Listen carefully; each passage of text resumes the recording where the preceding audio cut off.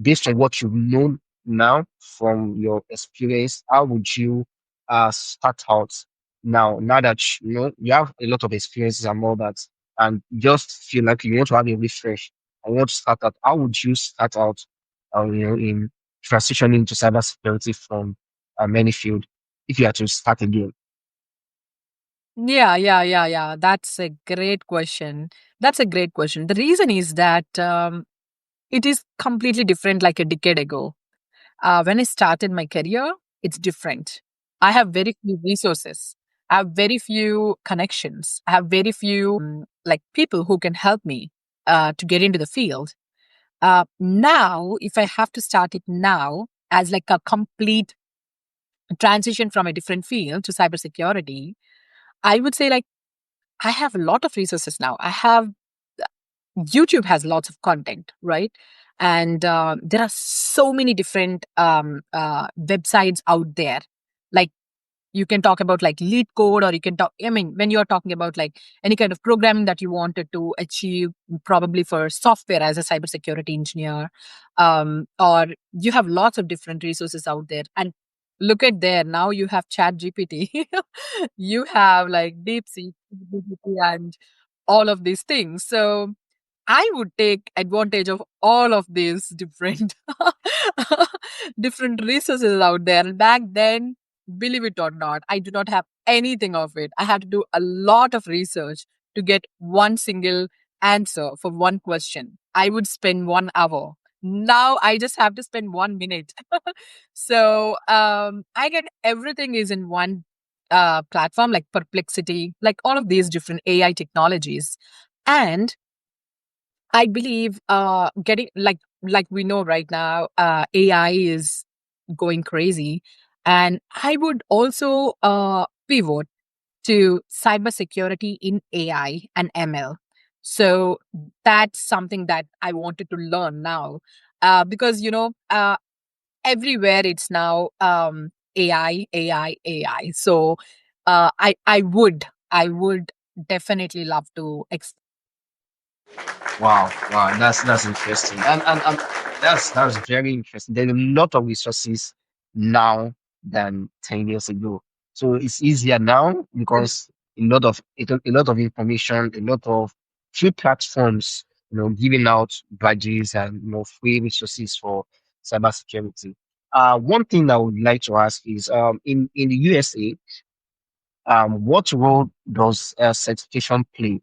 You know, is getting the certification in cybersecurity enough to land you a job in USA? And how can someone process like a remote job? That question is quite tricky because because I was talking with my sister the other day, and we were just discussing. We have so many different certifications. No one even asked about it. Why are we even writing those certifications? You know what I mean? So, to answer your question, Bawali, I think certification played a major role maybe 5 years ago, 8 years ago, 10 years ago. It's one of that aspect to get like land a job. Now, at least in Bay Area, I do not know, I cannot speak for the whole United States, but for California, the Bay Area that I'm seeing, uh, I apply for a job, they interview me, they ask few questions. There are like 5, 6, 7, 8, 10 rounds. Any company, 10 rounds of interview, and then they see how I am answering or how much knowledge I have on that particular field. So no one in Bay Area has asked me, "Do you have this certification?"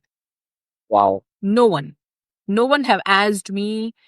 Yeah. In fact, I was telling them, "Oh, I did this certification. I have this certification." They're like, "Okay, fine." That's it. They're like, "Okay, that's good. That's great." And they never ask me, "Can you show me your certification?" No, never. But it is important because I'm on my H-1B visa. So I'm on a visa status. I'm not a green card holder yet because I'm an Indian. It takes decades to get a green card.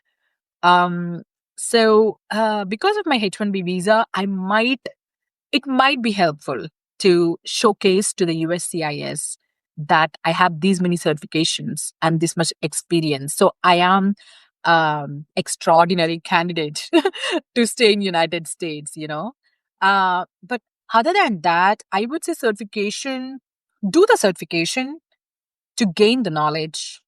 And I have stopped for a while now taking certifications, just the factor that it just I feel so anxious. I feel so nervous. It's just anxiety, lots of stress. I just feel like why and one other thing is that I just feel like okay, certifications are good. They used to ask like in back in 2020, like 5 years ago, oh, AWS just released new certification, AWS Solutions Architect, right? Associate or Security Associate Architect. Who is now carrying those certifications? No one. In fact, all the companies are moving from AWS to Azure now, at least in the United States. And no one asks you, like, you need that certification and so on. But I would say it's good to have certification to gain the knowledge and maybe to prove to the company that you're working on that you're capable of something.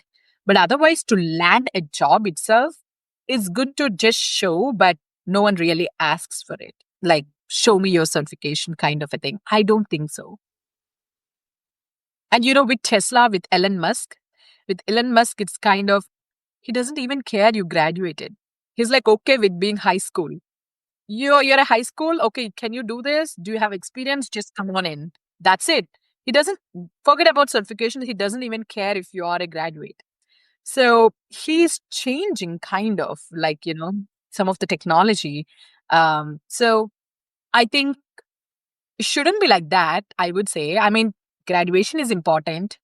Taking masters is important if you're interested, but a minimal education is really important. It's not just for the sake of getting a certification, but it's an experience to get to know how different fields of study work, how different people from different cultures are. So it's for overall personality improvement, I would say, getting a graduation and